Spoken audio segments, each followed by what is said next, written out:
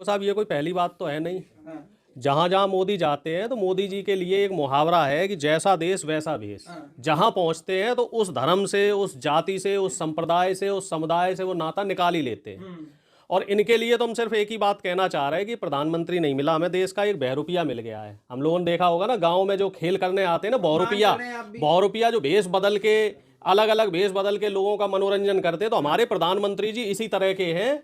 और वो जहां पहुंचते हैं वहां उस समाज के लिए अपनी जो है वाहवाही करने लग जाते हैं। लेकिन उनसे ये पूछा जाए कि साहब ईसाई समुदाय से इस साल तो आपने नाता बना लिया, क्योंकि चुनाव आने वाला है, 4-5% ईसाइयों का वोट है, वो वोट लेना है। लेकिन पिछली साल क्रिसमस के ही दिन केरल सहित तमाम जो चर्च थे, चर्च जलाए गए, कई ईसाई भाइयों की हत्या की गई। तो उस समय प्रधानमंत्री जी कहाँ थे? उस समय प्रधानमंत्री जी चुप क्यों थे? नहीं, हमने क्या अपमान किया? वो प्रधानमंत्री कोई वो व्यक्तिगत पद थोड़े ही जो किसी का अपमान हो गया।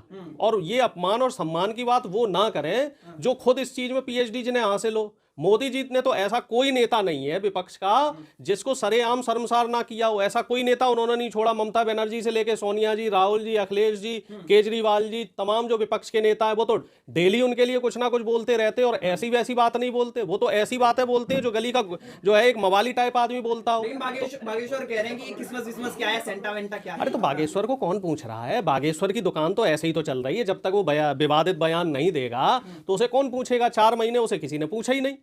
तो उसे भी समझ में आ गया कि साहब हमारी दुकान जो है ठंडी पड़ गई है, अब क्रिसमस पे हमें बात करनी पड़ेगी। नहीं बात करेंगे तो हमारा मामला गड़बड़ हो जाएगा। अब क्रिसमस पे क्या कह रहे हैं कि भाई सनातनी हो और सनातनियों के हिसाब से क्रिसमस बनाओ। और इनके हिसाब से जो संत है वो कौन कौन है?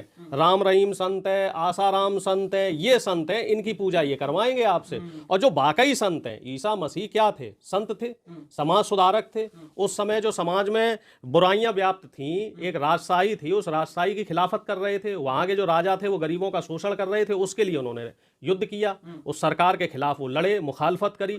और समय समय काल पे अलग अलग धर्म में और अलग अलग जातियों में ऐसे लोग पैदा हुए जिन्होंने अपनी शहादत दी है, सामाजिक परिवर्तन किया, और इन्हीं लोगों को संत बोला गया। संबंध है, मतलब पुराना नाता है। बागेश्वर मोदी जी का तो सबसे पुराना नाता है। मोदी जी तो हमें लग रहा है कि कालजयी व्यक्ति है, अजय है, अमर है।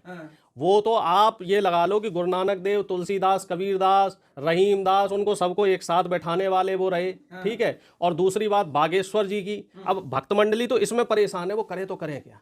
मोदी जी ने तो ईसा मसीह को अपना जो है धर्मगुरु बना लिया कि हमारा तो जो है क्रिश्चियन धर्म से और ईसाइयों से गहरा नाता है। उधर बागेश्वर धाम उनकी जो है खिलाफत कर रहा है। तो अब जो भक्त मंडली है बेचारे, जो गोवर भक्त है बेचारे, उनको समझ में नहीं आ रहा उन्हें क्या करना है। अब वो ईसाइयों की तारीफ करे कि वो मोदी जी की बात माने। इसी गफलत में तो कल एक गड़बड़ी हो गई। जो राजस्थान के सीएम साहब हैं वो मोदी जी को श्रद्धांजलि दे गए, जबकि कल जो है अटल बिहारी वाजपेयी जी का जयंती थी।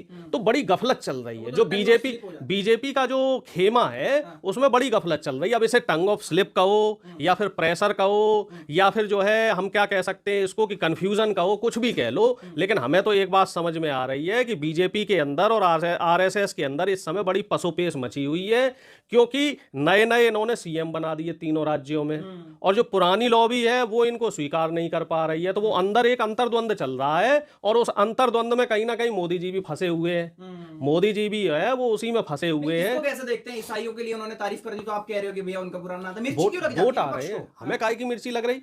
हम ये बताओ, हमने कोई भेलपुरी की दुकान खोल रखी है कि हमें नमक और मिर्ची लगेगी?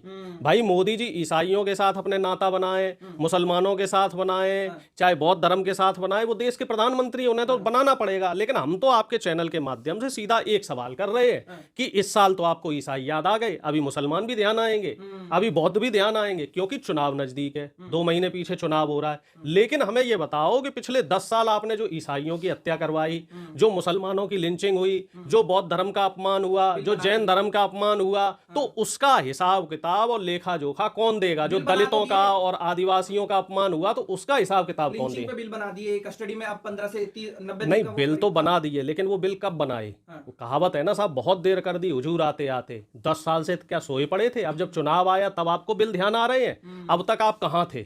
अब तक 10 साल में आप बताओ किसी मुसलमान की लिंचिंग हुई हो, और लिंचिंग करने वाला जो बीजेपी आरएसएस का व्यक्ति है उसमें से किसी को सजा हुई हो? हमें बता दो। किसी दलित और आदिवासी, वो पेशाव कांड देख लो मध्य प्रदेश का, उस आदिवासी के खिलाफ जिसने करी थी एक घटना, उसको कोई सजा मिली अब तक? पैर धुले थे? नहीं, पैर तो किसी दूसरे के धुल दिए शिवराज जी ने। और अब क्या हो रहा है? छत्तीसगढ़ में अब बातों में ही देखो बातें निकल के आ गई। अब छत्तीसगढ़ में जंगल कटना शुरू हो गए।